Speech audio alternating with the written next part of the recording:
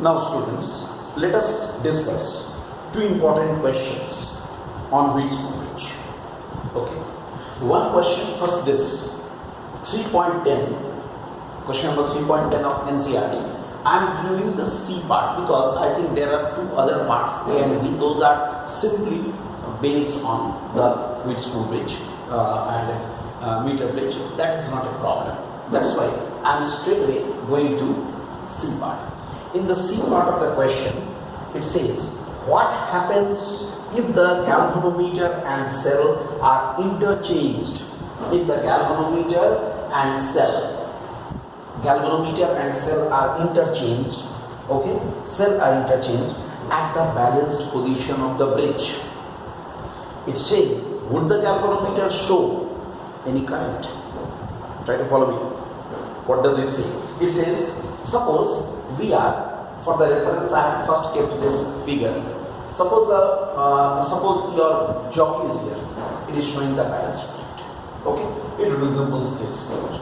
It is the balanced point, balanced Wheatstone Bridge. Now it says, in the next step, what we do, we are keeping the jockey here.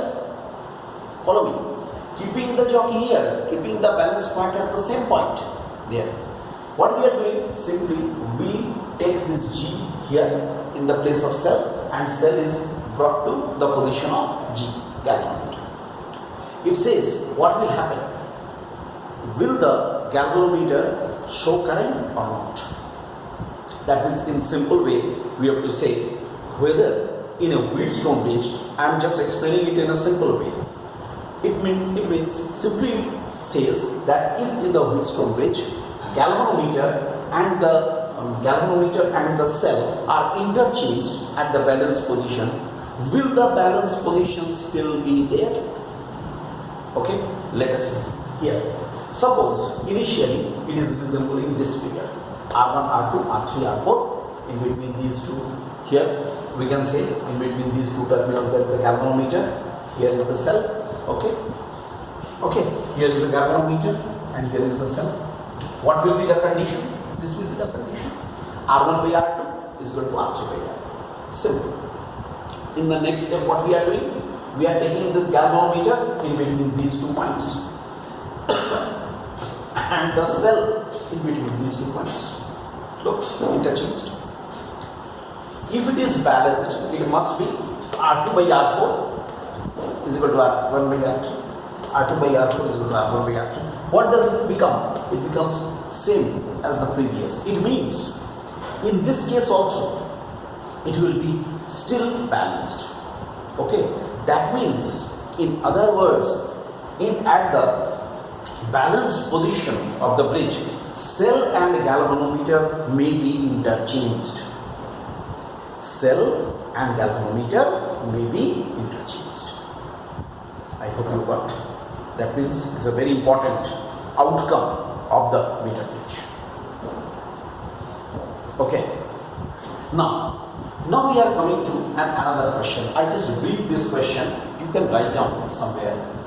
This is the figure of a Metre Bridge.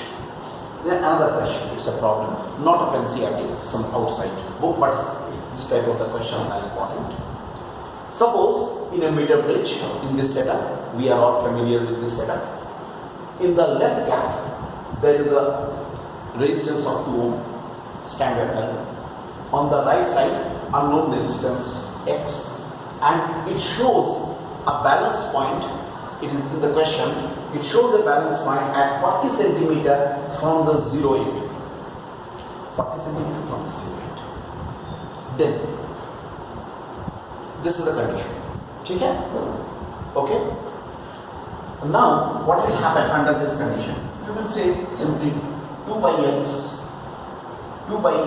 x is equal to 40 by 60.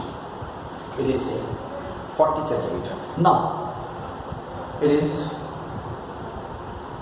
here. Now it is saying 2 by x 40 by, which implies 2 by x equal to here. How much? 2 by 3. So 2 by 3. Alright. 2 by 3. how much we are getting? We are getting simply, which we are getting x is equal to 3. Look, 2 by x is equal to this. Alright. Now it says in the second part, if we shunt it with 2 ohm resistance, okay? Shunt means we are connecting a resistance in parallel to the unknown resistance. It says that if we are putting a resistance of 2 ohm in parallel to it, what will be the shift in the balance point? Very simple. Now we have to find out the new balance point first. Let us suppose after shunting, after connecting 2 ohm in parallel to x, new balance point is at L from 0 end. Look, from 0 end. L may be anything. I am not drawing here, writing it. Okay, first we find out the equivalent resistance of 2 and x. Right? Equivalent resistance of right gap. I am finding out the equivalent resistance of right gap. I write here 1 by r dash is equal to 1 by 3 plus 1 by 2, which implies 5 by 6, or r dash is equal to 6 by 5 ohm. I hope it's all clear to you. No problem should be there. Now again you use the formula. What formula we shall use? 2 by r dash is equal to L by 100 minus L, because L will be taken from this side.